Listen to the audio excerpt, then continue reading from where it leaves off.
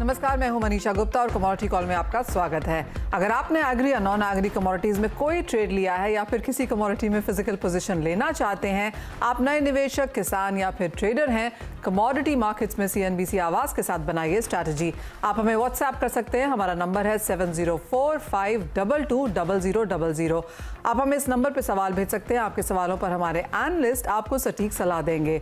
आपका पसंदीदा show commodity call Facebook और ट्विटर पर भी लाइव है। आप हमें सोशल मीडिया प्लेटफॉर्म पर भी सवाल भेज सकते हैं। चलिए शो की शुरुआत करते हैं और सबसे पहले नजर डालते हैं इस वक्त की हेडलाइंस पर। कच्चे तेल में निचले लेवल से लौटी खरीदारी, ब्रेंट का भाव $95 की तरफ बढ़ा। डिमांड गिरने की आशंका से ऊपरी लेवल से दबाव कायम। सोने में सुस्ती लेकिन चांदी में जोरदार बढ़त। MCX पर चांदी में करीब 2% की तेजी के साथ कारोबार, 56,000 के करीब पहुंचे भाव।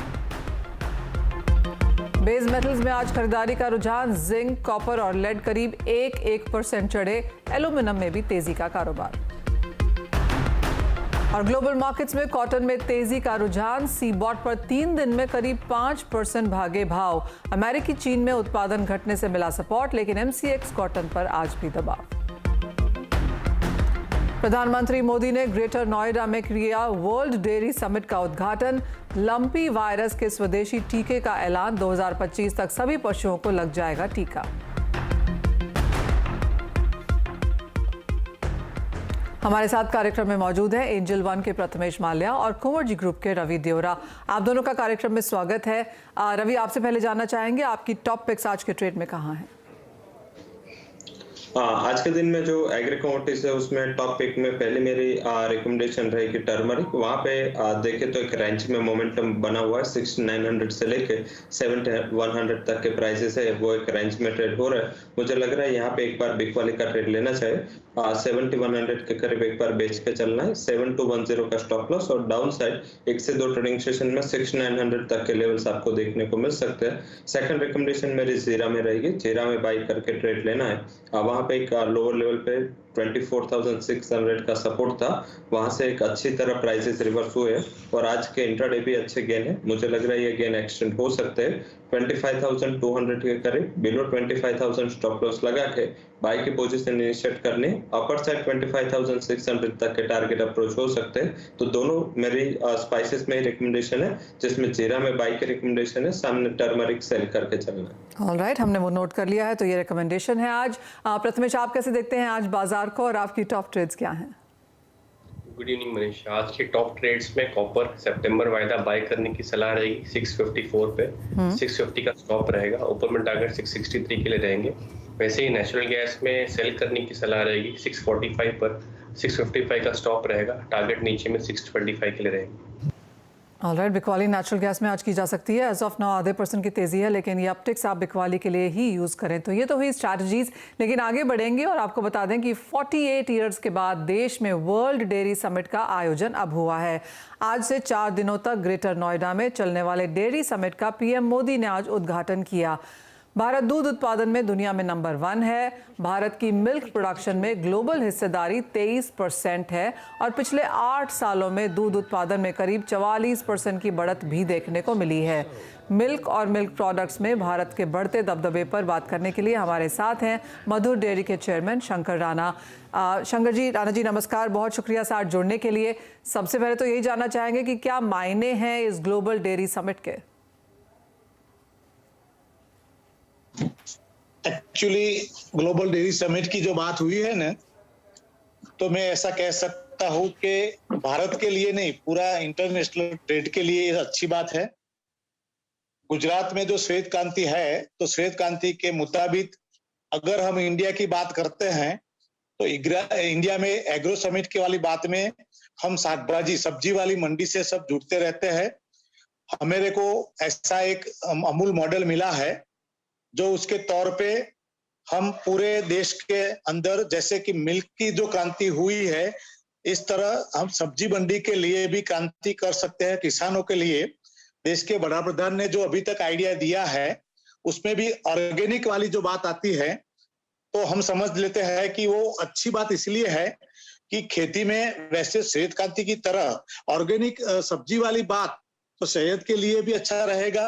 और अपने देश के वड़ा प्रधान का जो विजन है, अमित भाई सहकार मंत्री के तौर पे इसमें जो एक्चुअली इन्वॉल्वमेंट रस लेके कर रहे हैं, वो हमारे लिए बहुत अच्छी बात रहेगी। एब्सोल्युटली। शंकर राणा जी, दूसरी बात यह है कि ऑफकोर्स हमने एक सफ़ेद क्रांति तो यहाँ पर आते हुए देखी ही है, उसका एक इम्पैक्ट भी यहाँ पर रहा है, भारत नंबर 1 बनने में यहाँ पर कामयाब भी रहा है। यहाँ से किस तरह की चुनौतियाँ, किस तरह की अपॉर्चुनिटीज आप देखते हैं बनता हुआ? एक्चुअली क्या है कि किसान लोग जो है ना, वो इसके लिए राजी तो होते हैं, बल्कि उनको अभी इस तरह का स्ट्रक्चर नहीं मिल पाता है कि जैसे मिल्क के बारे में हर रोज धंधा होता है, 10 दिन में उनका सबका पैसा मिल जाता है, और उसी के बारे में किसान को बिल्कुल जो भरोसा है, वो भरोसा दिलाने में अभी थोड़ी देर लगेगी शायद। बल्कि क्या है कि शुरुआत हो चुकी है, तो अच्छा इंजाम तो बिल्कुल मिलेगा ही मिलेगा। दूसरी बात, ऑर्गेनिक खेती के बारे में जब बात चलती है, तो थोड़ा जो उत्पादन होता है, वो ऐसे जो बाय प्रोडक्ट मिलती है, इससे थोड़ा बहुत कम मिलने की खेडूत को आशंका है, तो जल्दी वो राजी नहीं होते हैं। बल्कि धीरे धीरे उनको पता चलेगा, जैसे कि अभी यूरिया में इफ्को ने जो किया, उसी तरह का अगर कोई प्रयोग होगा तो किसान लोग राजी हो जाएंगे। एक और भी चीज़ है यहाँ पर शंकर राणा जी, जो पहले बाजार था वो काफ़ी चेंज है, और आज भी इस चीज़ को श्वेत क्रांति 2.0 के बारे के हिसाब से इसको देखा जा रहा है। आप कैसे देखते हैं जिस तरह का कंपटीशन हमने भारतीय बाजारों में आता हुआ देखा है? बहुत सारे इंटरनेशनल ब्रांड्स भी अब भारतीय बाजारों में एंटर हुए हैं। हमने कई तरीके के flavoured milks, premium milks, plant based milks भी आते हुए देखे हैं। पूरा बाजार की अब किस तरह की ग्रोथ है, किस तरह की वैल्यूएशन है भारतीय बाजारों के लिए? एक्चुअली क्या है कि मिल्क के बारे में आपने देखा होगा कि हमारे सामने बहुत कॉम्पिटिटर लोग रहे हैं जी। ये सब लोग अभी थक गए हैं। जैसे कि वो कोऑपरेटिव का फायदा ही यही है कि लोगों को भरोसा मिल जाता है, लोग जानते हैं कि अपना ही कारोबार है, अपने ही खुद चलाते हैं। जैसे वो गवर्नमेंट के पहले पीपीओ मॉडल वाली जो बात हुई थी, जिसमें क्या है कि अपने कारोबार अपने को खुद को करना होता है। तो जैसे कोई भी अंदेशा है, कोई भी कॉम्पिटिटर आएगा, तो इसको कोऑपरेटिव में सामना करना है, वो दिक्कत वाला होगा ही होगा। भरोसा तो लोगों का रहेगा ही रहेगा। और जिस तरह से हमने भाव बढ़ते हुए देखे हैं इस साल में शंकर राणा जी, उससे आप कैसे वॉच करेंगे? क्योंकि 2 बार भाव बढ़ चुके हैं और बाजार को ऐसा लगता है कि जिस तरह से कॉस्ट ऑफ इनपुट में लगातार तेजी है, शायद ये साल खत्म होते होते एक और प्राइस राइज हम यहाँ पर बनता हुआ देखें। इसमें लोगों को समझना चाहिए कि प्राइस बढ़ती है। दूध में अगर प्राइस हम बढ़ाते हैं अथवा अमूल मॉडल में प्राइस अगर बढ़ती है, तो उसका फायदा नीचे किसान तक, मतलब किसान तक जाता है।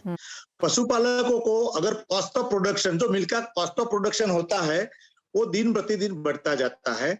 जिसके पास खुद की अगर लैंड नहीं होती है, वो लोग घास चारा और अन्य प्रोडक्ट जो बाय प्रोडक्ट के लिए लाते हैं, वो बाजार से लेना पड़ता है, वो दिक्कत होती है, मतलब महंगा बनता है।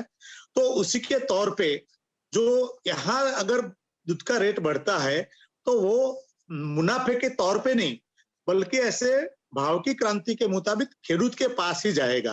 किसान अगर चलेगा, उनका दूध का रेट अच्छा मिलेगा, तो ही ये धंधा ये करेगा। अगर वो नहीं कर पाता है, तो दूध ही नहीं मिल सकता है। और इस धंधे से अगर लोग बाहर चले जाएंगे, तो देश और दुनिया में जहां दिक्कत है दूध की, वही दिक्कत यहाँ अपने कोऑपरेटिव सेक्टर अमूल में भी आ सकती है। इसीलिए आप समझो कि अभी लंपी वायरस जो थोड़ा बहुत कुछ हुआ, तो 3 साल के मुताबिक एक चलन चलता है, जैसे साइकिल बोलते हैं। तो साइकिल के तौर पे अभी अगली साल दूध का कोई भी भाव देते हैं, तो भी दूध ज्यादा से ज्यादा कम होता जा रहा है। उनको अगर दिक्कत से बचना है, तो भाव तो देना ही पड़ेगा। जी हाँ, आपने यहाँ पर माफ कीजिए लंपी वायरस की बात भी करी और प्रधानमंत्री ने इसके बारे में भी बोला है। पहले सुन लेते हैं कि पीएम ने इसके बारे में क्या कहा। भारत के डेयरी सेक्टर की पहचान मास प्रोडक्शन से ज्यादा प्रोडक्शन बाय मासिस की है। छोटे किसानों के परिश्रम और उनके पशुधन की वजह से आज भारत पूरे विश्व में सबसे ज्यादा दुग्ध उत्पादन करने वाला देश है। हम डेयरी सेक्टर को, पशुपालन को भारत के गांवों में ग्रीन और सस्टेनेबल ग्रोथ का बहुत बड़ा माध्यम बना रहे हैं। हमने संकल्प लिया है कि 2025 तक हम 100% पशुओं को फूट एंड माउथ डिसीज और ब्रुसेलोसिस की वैक्सीन लगाएंगे। हम इस दशक के अंत तक इन बीमारियों से पूरी तरह से मुक्ति का लक्ष्य लेकर चल रहे हैं। ऑलराइट, तो ये प्रधानमंत्री लंपी जो डिजीज है उसके बारे में बात करते हुए एक चिंता ऑफ कोर्स यहाँ पर इस चीज से बनती हुई नजर आ रही है। शंकर राणा जी, आप कैसे देखते हैं लंपी डिजीज के बारे में? प्रधानमंत्री ने क्लियरली कहा कि एक टारगेट है एक समय तक यहाँ जब वो इन सब चीजों से एक बार एक निजात पाना चाहेंगे। एक्चुअली ऐसा है कि गुजरात की जब बात करते हैं लंपी वायरस के लिए, तो गुजरात तो बहुत आगे बढ़ चुका है। आप जानते हो कि हमारे देश के वड़ा प्रधान पहले से ही बहुत प्लानिंग करके चलते हैं। कोरोना जैसा महाकाल में भी उन्होंने अलग देशों के बजाय अपने इंडिया के बारे में बहुत काम किया। आप सब अच्छी तरह समझ सकते हो। यहाँ लंपी वायरस की बात करें तो गुजरात का मायना ऐसा है कि कच्छ को छोड़ के शायद थोड़ा बहुत कुछ बनासकांठा लेके बाकी की जगह में उनका कोई इफेक्ट हुआ ही नहीं। जैसे कि गांधीनगर की मैं बात करूं तो गांधीनगर में तकरीबन 6 केस हमें लंपी वायरस के मिले थे। 2021 के जून में यहाँ गांधीनगर में ये लंपी मतलब गठिया रोग का प्लानिंग हमने कर दिया था। 3 से लेके 4 गांव ऐसे थे जहां कुछ दिक्कत आने वाली थी, तो 5 से 6 हजार रस्सी हमने वहां गाय को लगवा दिया था।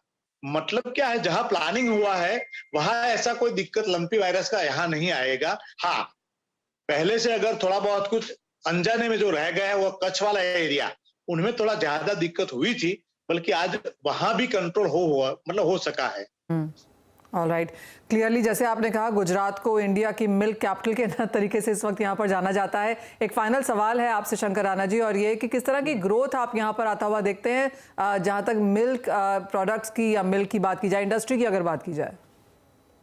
इंडस्ट्री में वैसे क्या है, मैंने बोला ना कि एक साइकिल चलती है, वो 3 साल की अभी ये साइकिल है। बीच में ऐसा हुआ था कि दूध और दूध के भाव कम हो गए थे और उसकी प्रोडक्शन का ज्यादा होने के वजह से दूध को बेचने का एक बार भी ऐसा प्रॉब्लम आया था। ज्यादातर लोगों ने पाउडर और सब ऐसी प्रोडक्ट बना के उनको थोड़ा बहुत कुछ वो कर दिया था कि भाई अगर बाद में कोई तकलीफ ना हो। बल्कि अभी क्या है कि इसके बाद में जो परिस्थिति आई है, तो अभी ये साइकिल बिल्कुल दोबारा ऐसी है कि दूध का प्रोडक्शन कम होता जा रहा है, जिसमें न तो कोई डेयरी इंडस्ट्री कुछ कर सकती है, न तो अमूल फेडरेशन मतलब उनका जो कोऑपरेटिव यूनिट है वो भी कुछ कर नहीं सकता है, क्योंकि वो तो नेचुरल होता है। तो नेचुरल वाली बात जब आती है तो उनका दिक्कत इस साल तो नहीं आएगा। जैसे भी होगा, जितना भी दूध कलेक्ट होगा उतना दूध बेचना और उतने दूध की बाय प्रोडक्ट बनाना और बाजार में टिके रहना, इंसान को मतलब ग्राहक को उनकी प्रोडक्ट पहुंचाना, वही अभी तो एक काम रहा है। जी हाँ, क्लियरली ये ग्रोथ यहाँ पर हमने बनती हुई नजर आई है। और जैसे आपने कहा कि अवेलेबिलिटी नहीं है इतने दूध की, इसलिए यहाँ पर भाव बढ़ाने पड़ रहे हैं। कॉस्ट ऑफ प्रोडक्शन में लगातार हमने यहाँ पर तेजी आते हुए देखी है, उसका भी असर यहाँ पर फाइनल प्राइस में है। शंकर राणा जी, बहुत शुक्रिया आज हमारे साथ जुड़ने के लिए और पूरा डेयरी सेक्टर पे अपना एक पर्सपेक्टिव भी देने के लिए। इसी के साथ एक ब्रेक के लिए भी रुकेंगे। जब हम लौटेंगे वापस तो जोड़ेंगे अपने दर्शकों को अपने साथ।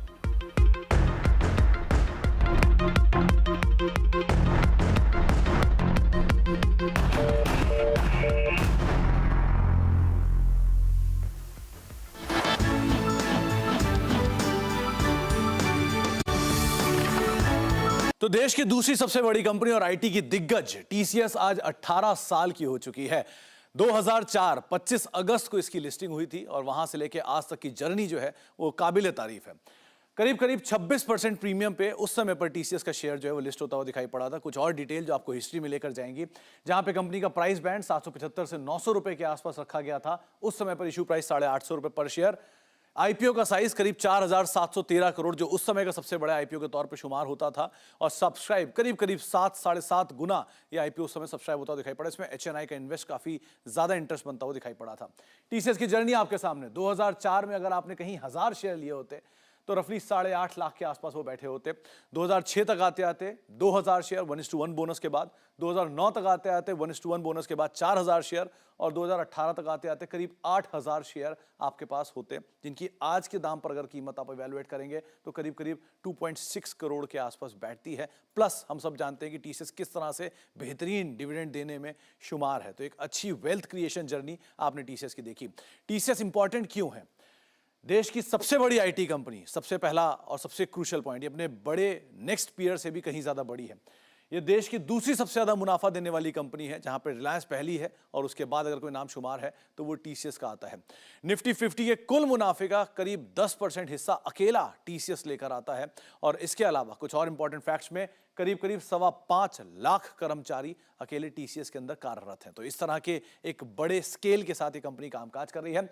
टीसीएस का साइज इस तरह भी आप समझिए कि देश की दूसरी सबसे बड़ी IT company Infosys, Wipro, HCL Tech और टेक महिंद्रा, यानी कि निफ्टी की 4 आईटी कंपनी को अगर आप जोड़ देंगे तो अकेला टीसीएस की बराबर मार्केट कैप पहुंचता है, या उसके आसपास ही कहीं आता हुआ ये मार्केट कैप दिखाई पड़ता है। तो टीसीएस का साइज इस तरह से अंदाजा लगाइए। और लास्टली, इस ग्रुप के लिए कितनी इंपॉर्टेंट है टीसीएस? ग्रुप की कुल मार्केट कैप का करीब 55% हिस्सा अकेला टीसीएस से आता है। ग्रुप के कुल मुनाफे का करीब 50% हिस्सा अकेला टीसीएस से आता है। ग्रुप के कुल कर्मचारियों का 57% हिस्सा अकेला टीसीएस से आता है, और करीब 93% टीसीएस के कर्मचारी जो हैं वो भारतीय मूल के हैं। तो ऐसे कुछ इंटरेस्टिंग नंबर्स और साथ साथ एक शानदार आंकड़ों के साथ टीसीएस का जन्मदिन आज हम मना रहे हैं।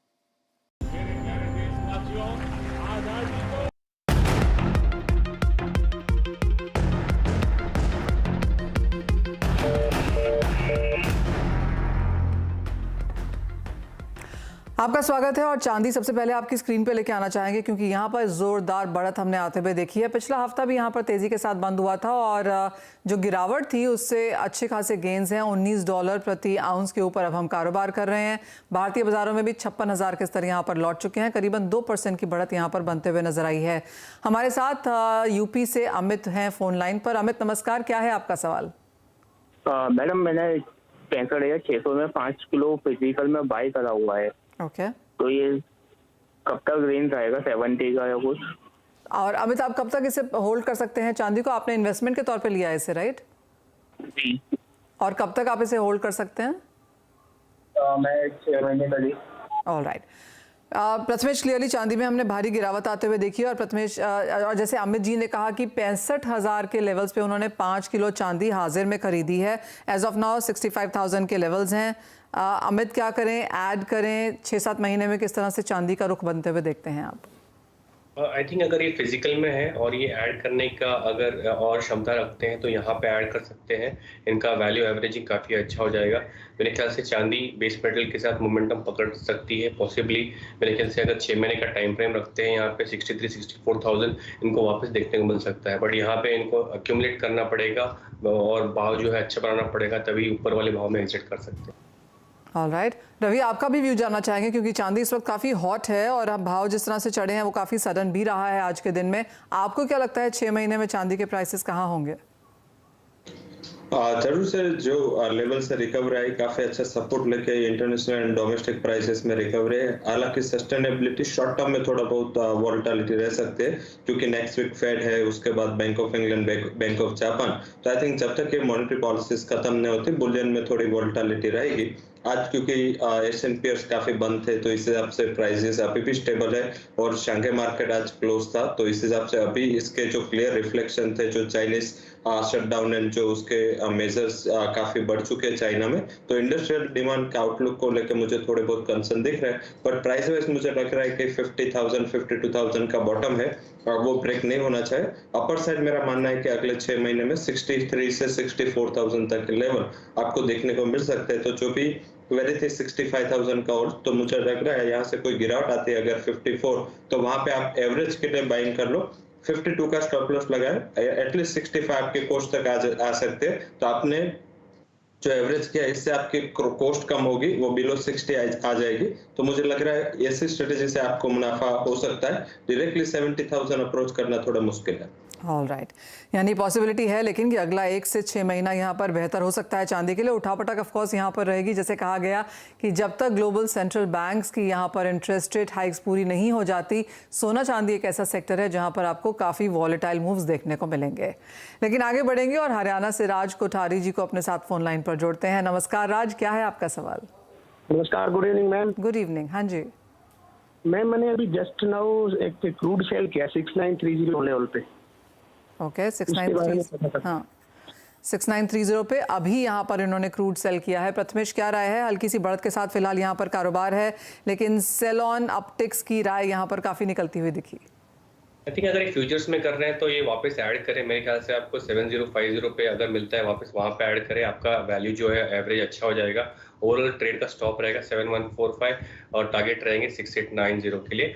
ऑल्टरनेटिवली आप 6800 का out of the money port भी बाई कर सकते हैं यहाँ पे, और जो 100 रुपए के आसपास मिल रहा है, स्टॉप लॉस रहेगा 76 का और टारगेट रहेगी 180 के लिए। ऑलराइट, राजू आपके लिए राय है, मुनाफा आप देख सकते हैं, लेकिन अगर आपको एवरेज करना हो, ऊपर में और भी बेचना हो, तो आप उस लिहाज से भी यहाँ पर कारोबार करके चल सकते हैं। ये तो बात हुई कच्चे तेल की, लेकिन आगे बढ़ते हैं और राजकोट से नयन जी अब हमारे साथ फोन लाइन पर हैं। नमस्कार नयन, आपका सवाल क्या है? Madam good evening. Good evening Nayan ji. मेरे पास 20 टन गुआर सीड है, 5800 में बायर किया है, अब क्या करें? 5800 में यहाँ पर खरीदारी करी है। पिछला हफ्ता यहाँ पर गुआर सीड के लिए काफ़ी बेहतरीन था। आज यहाँ पर 2.5% जैसी गिरावट के साथ पूरे दिन में हमने कारोबार होता हुआ देखा है।